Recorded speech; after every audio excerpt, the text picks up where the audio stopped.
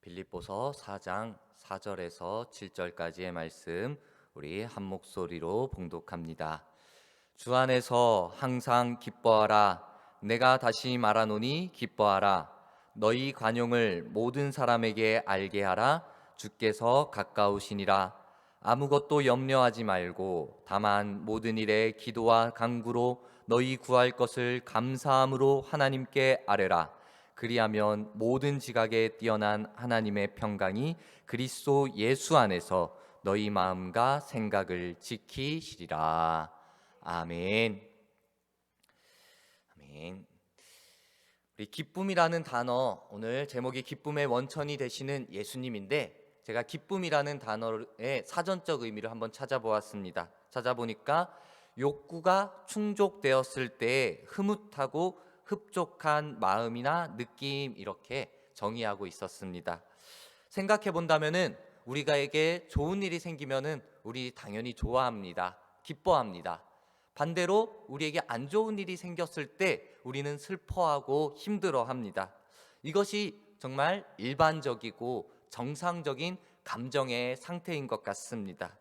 예전에 제가 방송에서 힘들 때 우는 자는 삼류다, 그리고 힘들 때 참는 자는 이류다, 힘들 때 웃는 자가 인류다라고 이렇게 말하는 것을 본 적이 있었습니다. 이 사람이 말하기를 힘든 일을 피하는 것도 아니고 참아내는 것도 아니고 어차피 겪은 것 즐기면서 헤쳐나가자라는 그런 의미다라고 이야기했습니다.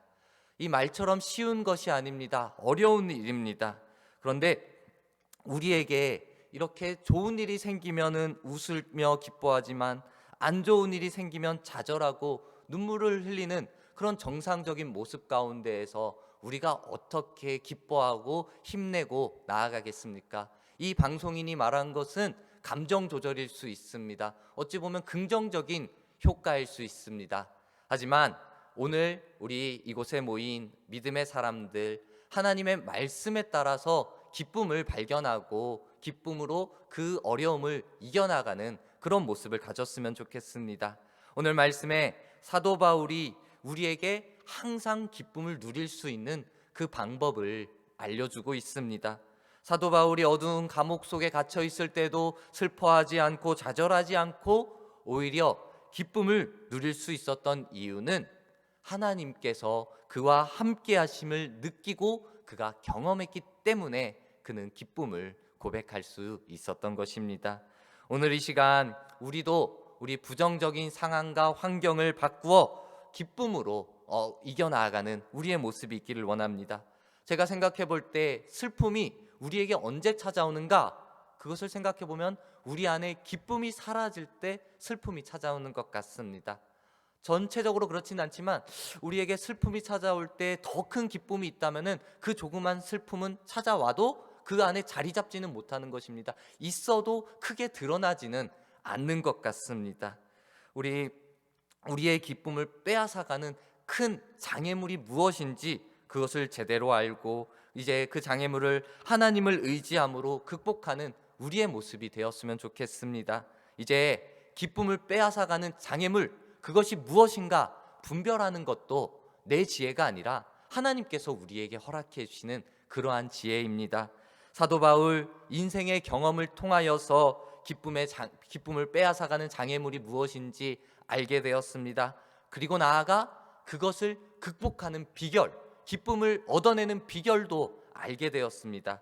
이제 우리의 기쁨을 빼앗아가는 장애물이 무엇인지 하나님께 지혜를 구하고 그것을 분별함으로 말미암아 우리의 삶 가운데 더욱더 넘치는 기쁨과 평강을 누리며 살아가기를 간절히 소망합니다.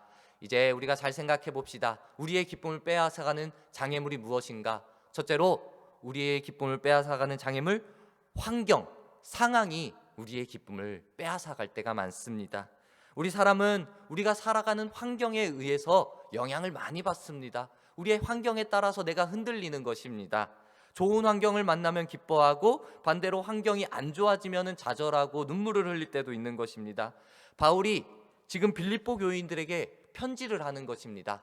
근데 이 편지를 어디서 쓰고 있느냐? 이 바울의 상황을 보면은 그가 편안하게 자기의 자리 공간에서 편지를 쓰는 것이 아닙니다. 지금 이 사도 바울은 갇혀 있습니다. 감옥에서 이 편지를 쓰고 있는 것입니다. 빌립보서 1장 시작에 보니까 13절에 이러므로 나의 매임이 그리스도 안에서 그 온 시위대 안과 기타 모든 사람에게 나타났으니라고 말합니다.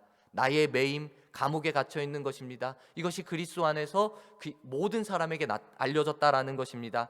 이것은 사도 바울이 내가 지금 감옥에 있습니다, 당신들 내가 있는 곳을 한번 아십시오, 생각하십시오 말하는 것은 환경의 영향을 받을 수밖에 없다, 사람은 그렇게 환경에 따라 움직일 수밖에 없다라는 것을 미리 알려주는 것입니다. 우리 믿음의 사람이었던 탁월한 하나님의 그 가르침을 전하던 그 세례 요한도 그랬습니다. 세례 요한도 하나님의 사역을 잘 감당하다가 감옥에 갇혔을 때, 감옥에서 생활을 할 때 그 예수님의 사역에 대하여서 의심이 드는 겁니다. 회의가 드는 것입니다. 그리하여 어떡합니까? 자기의 제자들을 불러가지고 예수님께로 좀 가봐라, 그리고 오실 리가 정말 당신입니까? 아니면 우리가 더 기다려야 합니까? 라고 한번 물어봐라, 확인 좀 해봐라 라고 예수님의 사역에 대해서 의심을 품기도 했었습니다. 이렇게 감옥이라는 곳이, 갇혀있는 곳이 그 사람에게는 정말 힘이 들 수밖에 없었던 것입니다. 그만큼 환경은 우리의 감정을 흔들기도 하고, 때로는 어떻습니까? 우리가 신앙생활을 하는데 우리의 믿음 또한 흔들어 버릴 때도 있는 것입니다. 우리의 환경은 이렇게 우리의 감정과 믿음을 흔들 수 있는 분명히 영향력이 있는 것입니다. 그러나 오늘 우리에게 말씀하시는 이 사도 바울은 환경을 초월하는 기쁨의 비결을 스스로 터득하게 된 것입니다. 스스로 터득했지만 하나님이 가르쳐 주신 것입니다. 어떻게 환경을 초월할 수 있었느냐? 그것은 바로 이 사도 바울이 예수님 안에, 내가 예수님 안에 거하는 방법을 배웠던 것입니다. 바울이 쓴 이 빌립보서를 본다면은 그리스도 안에서라는 이 구절이 여러 번 나오는 것을 우리가 볼 수 있습니다. 이것은 내가 몸은 지금 감옥에 있습니다, 하지만 내 마음, 내 영, 내 혼은 예수 그리스도와 함께 예수 그리스도의 안에 거하고 있습니다 라고 이렇게 고백하고 있는 것입니다. 우리가 환경의 노예가 되지 않을 수 있는 길이 바로 우리가 언제나 하나님 안에, 예수님 안에 내가 거하고 있습니다 라는 것을 고백하는 것, 이것이 환경의 지배를 받지 않는 것입니다. 우리 깨달아야 합니다. 우리가 예수 그리스도를 영접한 순간 이제 예수님께서 우리 안에 거하시고 우리 또한 예수님 안에 거하게 됩니다 라는 것을 우리가 믿음으로 고백하는 것입니다. 그 예수님 안이 가장 안전한 장소이고, 그리고 그 안에 은혜, 기쁨, 평강이 넘쳐나는 것입니다. 우리 빌립보서 1장 2절에 사도 바울이 빌립보 교회에 편지를 하면서 시작할 때 하나님 우리 아버지와 주 예수 그리스도에게서 은혜와 평강이 너희에게 있을지어다 라고 문안 인사를 하는 것입니다. 바울의 기쁨이 바로 이 은혜와 평강과 연결이 되어져 있습니다. 사도 바울의 모습을 먼저 생각해 볼 때 그들은 어찌 보면 도덕적으로는 완벽한 사람이다 라고 말할 수 있었을 겁니다. 그가 말하기를 율법을 잘 알고 있었습니다. 그리고 율법을 잘 지키는 사람이었습니다. 나는 율법으로는 흠이 없는 사람이다 라고 스스로 만족할 정도로 열심으로 지키는 사람이었습니다. 그런데 사도 바울이 어땠냐? 율법으로 인하여 기쁨을 누렸는가? 율법으로 인하여 구원을 받았는가? 그는 그것을 지키면 지킬수록 율법은 내가 지킬 수 없다 라고 말하며, 그리고 고백하며 로마서 7장에도 내가 원하는 선은 행하지 못하고 내가 원하지 않는 악을 행한다라고 자신의 모습에 실망하고 좌절하는 것입니다. 우리도 세상을 살아가면서 이러한 모습을 볼 때가 얼마나 많습니까? 머리로는 압니다. 내가 머리로 하나님의 말씀, 선을 행해야지 하는데 행하지 못하는 것입니다. 온전히 기도하지 못하는 우리의 모습, 온전히 다른 이들을 돕지 못하고 온전히 다른 사람을 사랑하지 못하는 그러한 모습. 그런데 반대로 마음으로는 내가 이것을 하지 말아야지, 죄를 짓지 말아야지 하면서도 죄를 짓고 있는 우리 안타까운 우리의 모습이 얼마나 많이 있습니까? 우리 여러분, 도덕적으로는, 율법적으로는 이제는 정말 우리가 우리의 노력으로는 하나님 앞에 나아갈 수도 없고 하나님 앞에 구원받을 수도 없구나 라는 것을 사도 바울이, 그리고 우리가 깨닫게 되어집니다. 이제 이후로 사도 바울이 어떻습니까? 사도 바울이 은혜를 경험하는 것입니다. 그 은혜로 말미암아 그가 용서함을 받습니다. 그 은혜로 말미암아 그가 의롭다함을 받습니다. 그리고 그 은혜로 말미암아 그가 영원한 생명, 구원을 받게 되어지는 것입니다. 우리 하나님의 은혜를 받으면서 평강도 임하고 그의 삶은 안 좋을지라도, 환경은 안 좋을지라도 그의 마음 가운데 기쁨이 넘쳐나기 시작합니다. 이처럼 은혜만큼 좋은 것이 이 세상에 없습니다. 은혜가 우리 죄를 용서하고 우리의 인생을 바꾸고 우리의 삶을 복되게 만들어 주시는 것입니다. 이 사도 바울의 기쁨, 환경에 있었던 것이 아니라 바로 그리스도 예수 안에서 하나님의 은혜 안에 그 기쁨이 나타난 것입니다. 또한 우리가 기억해야 될 것, 사도 바울이 이 환경을 초월해서 기뻐할 수 있었던 것은 바로 그 환경 속에서 하나님의 섭리, 하나님의 계획이 있구나라는 것을 사도 바울이 절대적으로 신뢰하고 믿었던 것입니다.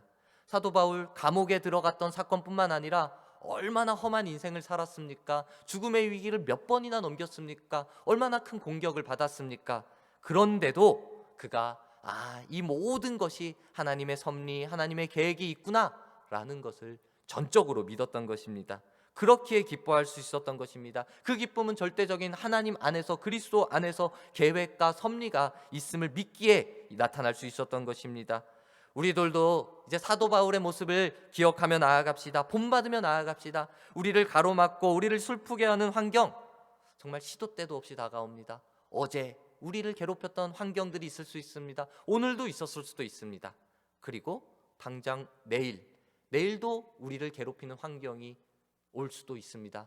우리는 알 수 없습니다. 하지만 그것 또한 어제의 힘듦, 오늘의 힘듦, 내일에 올 그 고난까지도 하나님의 섭리가 있음을 믿고 하나님의 계획이 있음을 믿고 정말 그리스도 안에 거할 때 하나님께서 우리에게 기쁨을 허락해 주실 것입니다.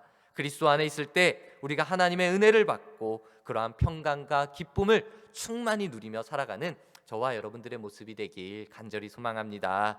또한 기쁨을 빼앗는 장애물, 둘째로 사람이 우리의 기쁨을 빼앗아 가기도 합니다.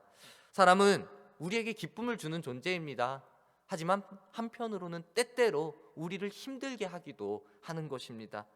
사실 우리를 정말 고통스럽게 하는 환경, 그 환경조차 사람이 만들기도 하는 것입니다. 그 사람이 나랑 관계없는 사람, 나랑 멀리 있는 사람이 나를 힘들게 하기도 하지만 대체로 본다면은 내 가까이 있는 사람, 내 옆에 있는 사람, 가족이나 친구, 아는 지인이 나를 더 힘들게 하기도 하는 것입니다. 빌립보 교회를 생각할 때 빌립보 교회는 사도 바울에게 있어서 정말 특별한 교회였습니다. 사도 바울이 전도 여행을 하러 유럽에 갔을 때 첫 번째 세운 교회였습니다. 첫 번째라는 것이 얼마나 특별합니까? 그래서 특별하게 생각했을 것이고 특별한 애정이 있었을 것입니다. 그래서 그 특별한 애정이 있는 그 교회였는데 안 좋은 소식을 듣게 됩니다. 그 교회에 그 교인들이 서로 다투는 것입니다. 서로 시기하고 질투하고 분쟁이 있는 것입니다. 이 소식을 들었을 때 사도 바울 그 마음, 그 교회를 세웠는데 그 교회를 하나님께서 세우신 것이지만 사도 바울이 그 교회가 그 지역에 처음 세운 것인데 얼마나 마음이 아프고 안타까웠겠습니까? 그 사람들을 바라보았을 때. 뿐만 아니라 이 사도 바울은 이외에도 그 사도 바울을 공격하는 수많은 사람들이, 대적들이 많이 있었습니다. 그러나 이 사도 바울은 그 인간관계로 인하여서 계속해서 괴로워하고 낙심하고 좌절하는 것으로 끝내지 않았습니다. 그 또한 인간관계를 초월해서 기쁨을 누릴 수 있는 비결을 터득했는데 그것이 무엇이냐? 바로 그 사람에 대해서 올바른 그 이해를 갖는 것이었습니다. 그 사도 바울, 많은 사람들이 그렇게 생각할 때가 있습니다. 저 사람 참 안타까운 모습을 가지고 있어. 내가 저 사람을 위해서 열심으로 저 사람에게 다가가고 저 사람을 변화시킬 거야. 저 사람이 제대로 살아갈 수 있도록 노력할 거야. 라는 이러한 생각을 가지고 있습니다. 그런 모습도 분명히 필요합니다. 하지만 우리가 분명히 기억해야 될 것은 우리는 그 사람을 변화시키는데 목적을 두는 것이 아니라 그 사람을 사랑하는 대상으로 삼아야 한다라는 것입니다. 우리 변화시키시는 것은 하나님이 할 일입니다. 우리는 그 하나님의 일을 돕는 자로서 서야지 내가 노력과 열정으로 그 사람을 절대적으로 변화시킬 거야 라는 그런 마음을 갖는다면은 나중에 어떻게 되냐? 변화 안 되면은 내가 좌절하는 겁니다. 실망하는 것입니다. 그리고 변화되면 어떻게 되냐? 내가 했어 라는 교만한 마음이 들 수도 있는 것입니다. 하나님이 하시는 것인데, 우리 하나님의 하시는 일 앞에 우리가 더욱더 그 일들을 잘 해나가는 우리는 조력자가 되어야 한다라는 것입니다. 이제 사람에 대한 잘못된 기대가 우리를 힘들게 만들지만, 우리 기대를 낮추고 무엇보다도 모든 사람을 내가 기쁘게 할 거야 라는 그러한 생각조차 버려버려야 합니다. 우리는 결코 모든 사람을 기쁘게 할 수가 없습니다. 우리가 모든 사람을 기쁘게 할 수는 없지만, 기억해야 될 것, 우리가 할 수 있는 것은 나는 하나님을 기쁘시게 할 수 있어 라는 이 믿음은 정말 변하지 말아야 할 것입니다. 사도 바울 가까이 있던 그 사람들 가운데 사도 바울을 괴롭히는, 정말 직접적으로 공격하는 사람들이 분명히 있었습니다. 정말 애써가지고 노력해가지고 사도 바울을 넘어뜨리려고 했던 그런 사람들이 있었습니다. 근데 사도 바울은 이 공격하는 사람들을 통하여서 대적하기보다는 이 또한 정말 하나님의 일이시다라고 하면서 기뻐하는, 이것도 하나님의 일이다라고 기뻐하는 모습이 나옵니다. 1장 15절 18절에 보면 전도의 모습이 나오는데, 사도 바울이 어떤 방식으로 전도를 하든 하나님을 전해도 어쨌든 하나님을 전하는 것이니까 그것이 나에게는 기쁨이 된다라고 그렇게 고백하고 있는 것입니다. 우리를 힘들게 하고 우리를 슬프게 하는 그런 사람들이 우리 옆에, 우리 가까이에 있습니까? 그 사람들로 인하여서 내가 어떻게 해야 될지 모르는 그런 안타까운 상황 속에 있는 우리의 모습이 있습니까? 우리의 말과 노력으로 그들을 변화시킬 수는 없습니다. 그렇게 하려고 노력한다면은 내가 가지고 있던 기쁨 또한 사라질 수도 있을 것입니다. 우리가 할 일은 하나님의 사랑으로 그들을 더욱더 사랑하는 것입니다. 우리가 그들을 사랑할 때 하나님께서 하나님의 방법대로 그들을 변화시키실 것입니다. 그리고 우리에게는 하나님께서 허락하시는 그 기쁨을 누리게 될 것입니다. 이제 하나님이 주시는 기쁨을 마음껏 누릴 수 있도록 우리 주변의 사람들, 우리를 힘들게 하는 사람들일지라도 하나님의 섭리, 하나님의 계획하심, 그들을 향한 계획하심과 그리고 그들을 더 사랑하게 하려고 하는 나를 향한 계획하심도 믿고 더욱더 사랑으로 섬기며 나아가는 우리의 모습이 있기를 간절히 소망합니다. 마지막으로 우리의 기쁨을 빼앗아가는 장애물 셋째로는 바로 우리 안에 있는 염려, 근심, 걱정이 우리의 기쁨을 빼앗아갑니다. 요즘 많은 사람들이 근심, 걱정, 염려를 가지고 고통 속에, 고난 속에 힘들어하는 모습들이 있습니다.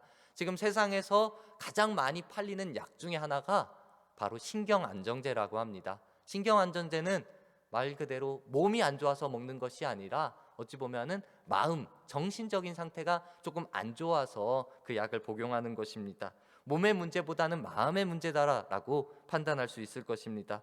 지금 이 시대 살기 얼마나 좋아졌습니까? 예전과 비교한다면은 더 살기 좋아졌고 먹을 것도 많고 그리고 더 편리한 생활을 가지고 살아가고 있습니다.